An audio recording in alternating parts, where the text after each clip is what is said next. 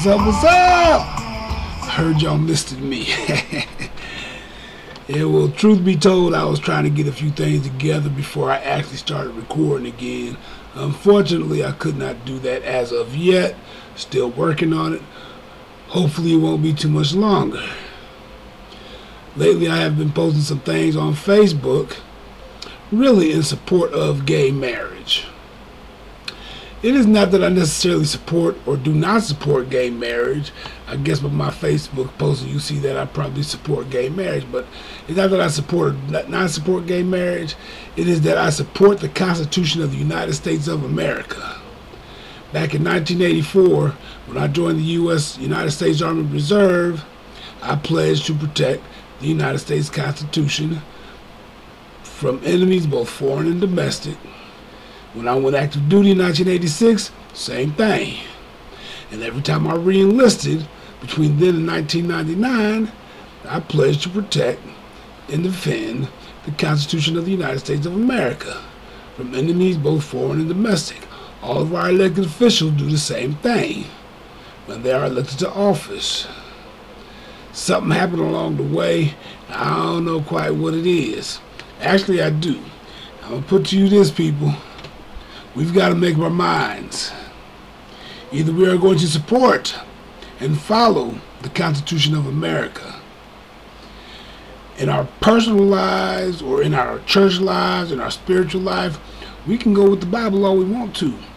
But when it comes to the Constitution of the United States of America, there's just some things we cannot do because it is unconstitutional. All those laws, all those states that have laws where people voted that gay marriage is not right for whatever reason, those laws are unconstitutional. I'm going to read it to you in a minute. So again, we need to make up our mind. Either we're going to follow the Constitution of the United States of America or we're going to follow the laws of the Bible. And trust me, I don't think you want to do that. And I'm going to read some of those laws off in a minute too. But let us first start with the Constitution. See, back when the Constitution was written, the question of religion, of course, came up. Should it be a part of the Constitution? Should it not be a part of the Constitution? The best way to say it is no. It should not be a part of it. It should be separate. You have something totally separate from the Constitution. Now that takes a lot more of an explanation to get into. I'm not going to get into the history of it. Maybe at a later date I will. There are 7 articles to the Constitution. Those are what the Congress, what the President, what the Supreme Court's about, what they can and cannot do, what their responsibilities are, so on and so forth. There is at least one in Article 6, 3rd paragraph, that applies to us, the voters of the United States of America. Now, there are 27 amendments to the Constitution. They apply to the Amendments 1 through 10 applies more to the federal government, and 11 through 27 applies to the states, to both states and federal government. The whole thing, basically, long story. Again, I'm not going to get into the history, but Article 6, 3rd paragraph of the United States Constitution does state, the senators and representatives before mentioned and the members of the several state legislators and all executive and judicial officers, both of the United States and of the several states, shall be bound by oath or affirmation to support this Constitution. But no religious test shall ever be required as a qualification to any office or public trust under the United States. I'm going to read that last part again just in case you didn't hear me, which of course a lot of people will not hear me, even though it is in the Constitution of the United States of America. But no religious test shall ever be required as a qualification to any public office or public trust under the United States. The reason for that is because as American citizens, as free American citizens, you really don't want anybody forcing their religious belief on us, which is just pretty much going haywire right now, but that's okay. I'm not saying you can't believe in your religion. Is that when it comes to laws in the United States of America, they should really be free of any religious, test, even though that is not the case. Amendment 1 of the Constitution. Congress shall make no law respecting an establishment of religion or prohibiting the free exercise thereof, or abridging the freedom of speech or of the press or of the right of the people to peaceably assemble. That's been broken a lot of times too. And to petition the government for a redress of grievances, or the right of the people to peaceably assemble. How many times our government broken that amendment in the past couple of years, especially in the past couple of years? I remember 1968 too. Now, here's the big one. This is why those gay marriage laws, the DOMA, Defense of Marriage Act, this is why they are all unconstitutional. Right here. All persons born or naturalized in the United States and subject to the jurisdiction thereof are citizens of the United States and of the state wherein they reside. No state shall make or enforce any law which shall abridge the privileges or immunities of citizens of the United States, nor shall any state deprive any person of life, liberty, or property without due process of law, nor deny to any person within its jurisdiction the equal protection of the laws.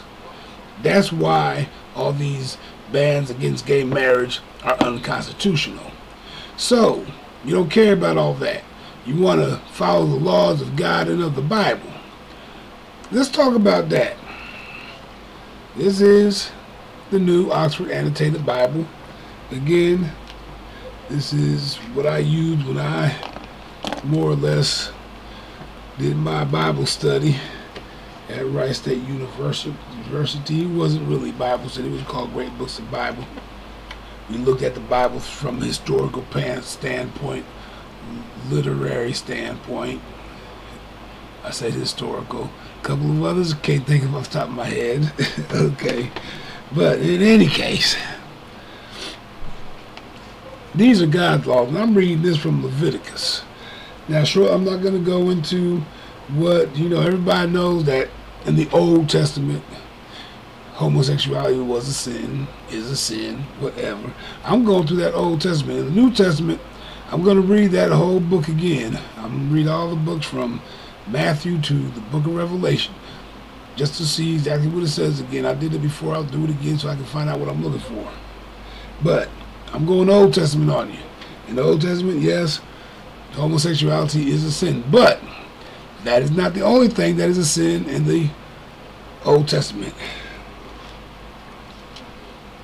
Does anybody have tattoos on them? This is against the law, and y'all need to get rid of them if we're going to go through to the Old Testament to enforce our laws in the United States, or if we're going to go to the Constitution, you let it go. But we're going to go and block gay marriage. People with tattoos, take them off. You shall not make any gashes in your flesh for the dead, or tattoo any marks upon you. That is chapter 19, verse 28 of Leviticus. If you got a tattoo on yourself, you're wrong.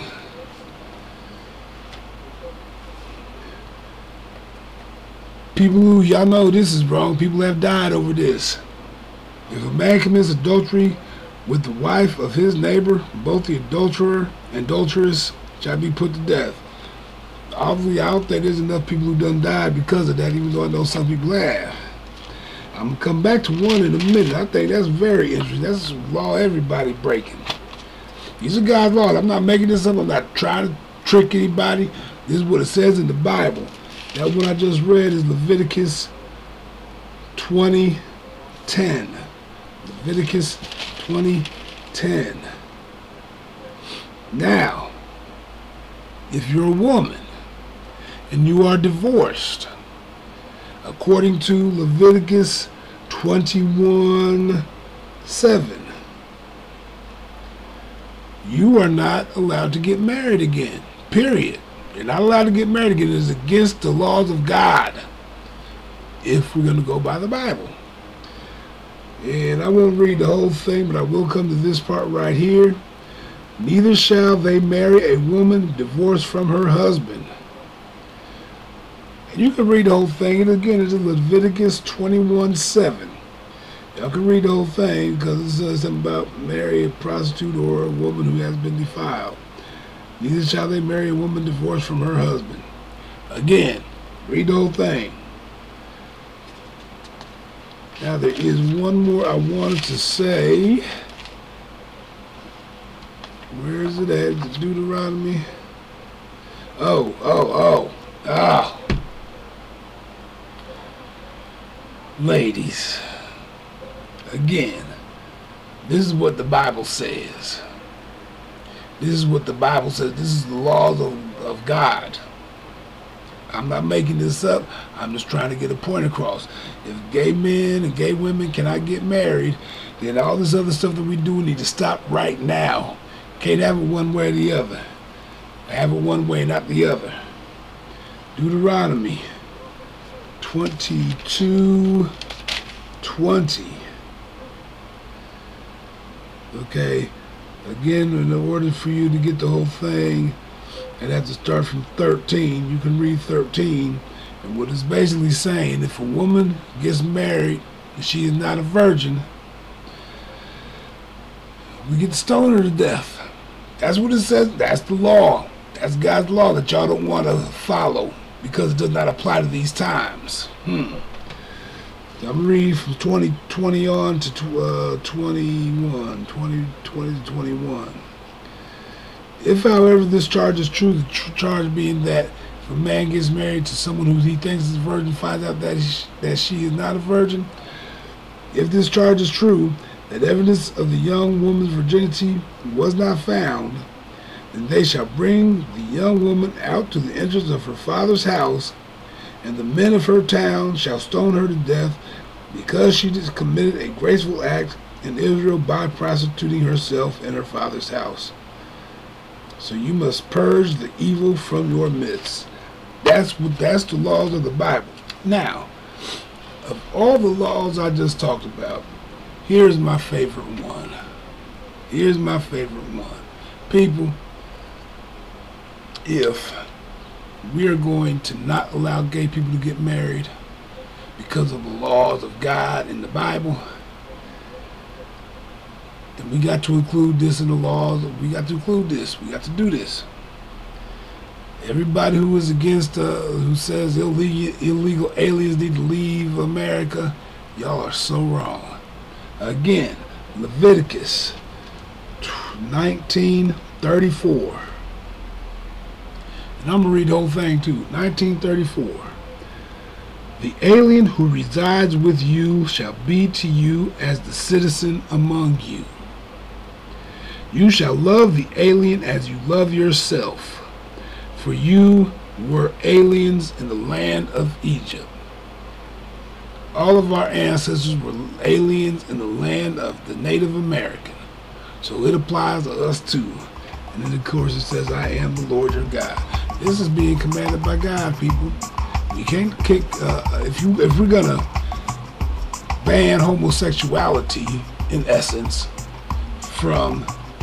in the United States, we got to accept, because of the Bible, we got to accept the illegal aliens into our land because of the Bible.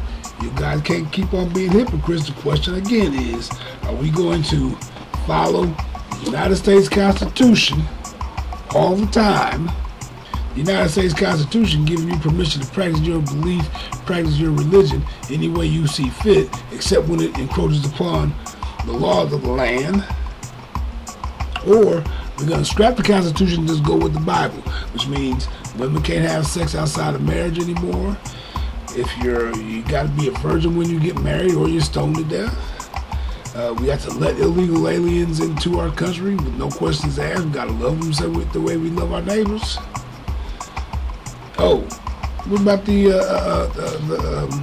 murder? What about murder? People, the death penalty is against God's laws. Thou shalt not commit murder. Death penalties is against God's law. What's it gonna be? Now, if we decide to make gay marriage illegal. This is what I'm going to ask of our United States government. I need a special permit. I need a special permit to check in on the lesbians. I need to make sure that they are not having sex. Now, I'm going to make this promise to the lesbians. It's going to be between you and us, right?